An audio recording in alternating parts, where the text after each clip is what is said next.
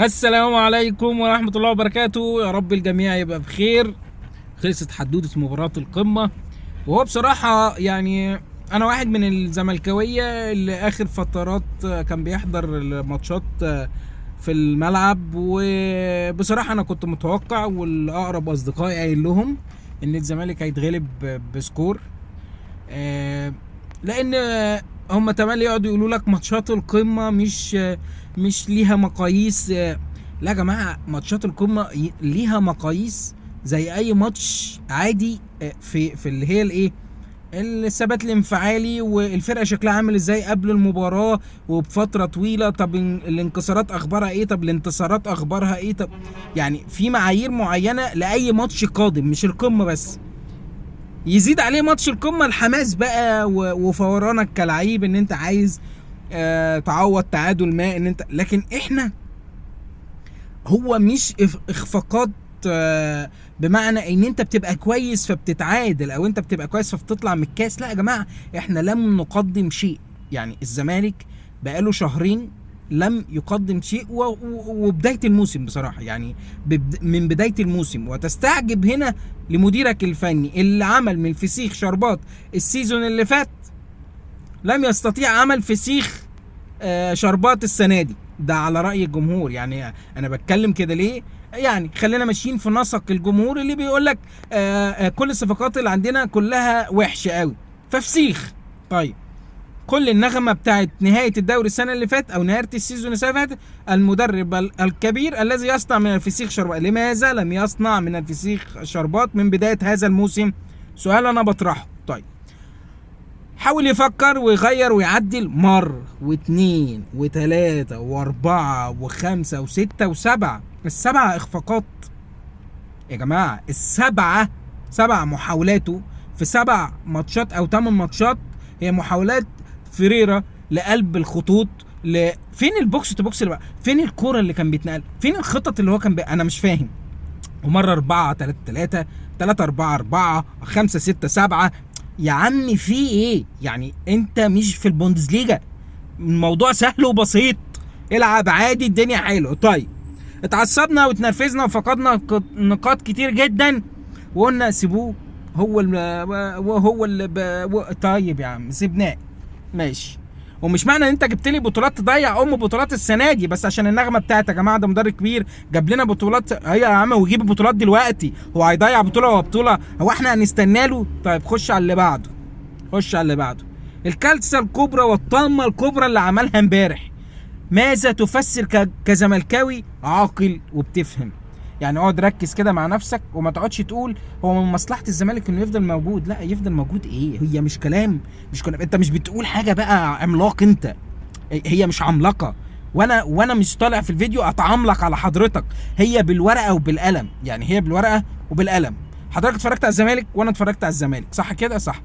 شفت حاجه بتتقدم؟ لا ما شفتش. يعني هل شفت طلب من اللاعبين بعض الكور واللعيبه اثرت فيها فوحشين قوي فنرجع نقول اللعيبه لا، هو فعلا ما تقالهمش حاجه. اللعيبه يا جماعه ما عندهاش حاجه تعملها، ما عندهاش حلول في الملعب، وده شغل تكتيك بتاع المدير الفني اللي هو زيرو. طيب، ظلمت اللاعبين او انت بتقول على اللاعبين وحشين. طيب، تعال نتكلم عن الحته الاهم، هو اللعب في التشكيل ومراكز اللاعبين والخبره والعبقريه يا عم في ايه يعني؟ ايه عايز ايه انت ايه اللي انت عملته ده؟ يعني قبل ماتش القمه حاجه، وامبارح انت عملت، انت زي ما تكون بتقول انا عايز اتغلب وعايز اضيع البطوله من الزمالك. ولو اي زملكاوي ما شافش اللي انت عملته ده امبارح ولازم يطالب ان انت تسيب الزمالك بسبب الماتشات المتتاليه والكارثه اللي انت عملتها امبارح. اصل امبارح دي انت جالك تليفون من حد اهلاوي قال لك طلع على المسلوسي قافل على معلول خليه يتنفس شويه. الواد حمدي فتحي طلع يهاجم جاب صنع جونين. احنا اتمسخرنا ليه؟ عشان ايه انت بتعمل كده ليه كمدير فني؟ يعني انا مدير فني كبير في تغييراته، في التكتيك بتاعه، في اسلوبه، مش في العك بتاعه. فدي خلصنا منها. يعني لا، انا مش مع بقاء فريرة ومش مع القرار اللي طلع النهارده انه يفضل يكمل، لان احنا هنخسر كتير ومش الموضوع مش موضوع مكسب وخساره قد ما هو الاداء التكتيكي والانضباط التكتيكي جوه الملعب. انا احب اشوف الزمالك اتعادل كتير، خد ماتش هزيمه، بس بيلعب وبيحاول وبيروح ومربعات ومثلثات واداء مهام، وواحد بيطلع وواحد بيرحل. ده مفيش، كل اللي انا بحكيه ده مش موجود، مش موجود فعلا، حرفيا مش موجود. فانت كده شطبت يا معلم كمدير فني، ففكره ان انت تكمل زيرو بالنسبه لي. طيب القرار طلع، انت مش عايز تمشيه ليه بقى؟ هل هو شرط الجزاء بتاعه عنيف؟ ما هو ما تقوليش استقرار. كل ما يحصل هزيمه وتعادل ده عدم استقرار، وبتبعد عن البطوله، والبطوله بتروح منك تماما رغم ان هي في اولها. يعني التغيير حالا عشان تلحقها، مش تسيبه عشان تطيرها. يعني مش فاهم.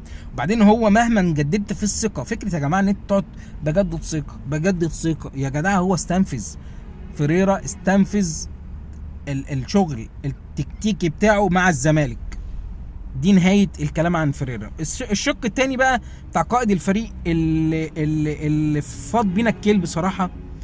احنا دعمنا كتير ولغايه دلوقتي هتلاقي ناس كتير زي ما انت بتقول ايه يا عم انت، ده شيكابالا الاسطوره. يا جماعه القائد القائد وكابتن الفريق هو قدوة للاعبين.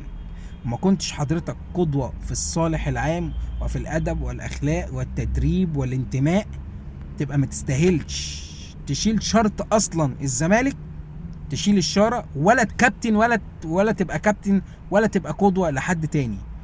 لأن اللي احنا سمعناه امبارح من استهتار لاعبين يدل فعلا ان كابتنهم هو شيكابالا. ان انت تنزل امبارح، يعني انت ليك سقطات كتير قوي وانا واحد من الناس اللي بيكومنت عليها وناس كتير قوي بتخش معايا في ديبيت، لكن خلاص بعد امبارح الكل يخرس. يعني الكل، الصالح العام هو الصالح العام، الكل حرفيا يخرس.